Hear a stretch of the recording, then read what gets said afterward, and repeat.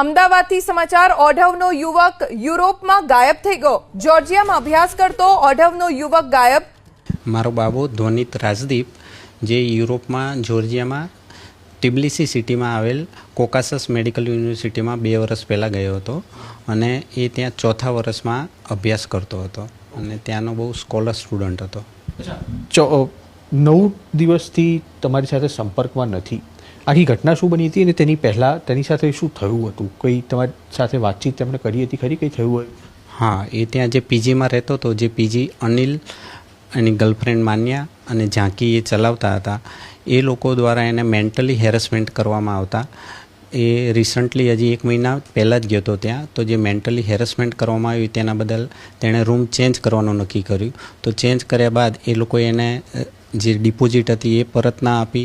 તે દરમિયાન એ લોકોએ એને કે ભાઈ બાથરૂમનો દરવાજો તૂટી ગયેલો છે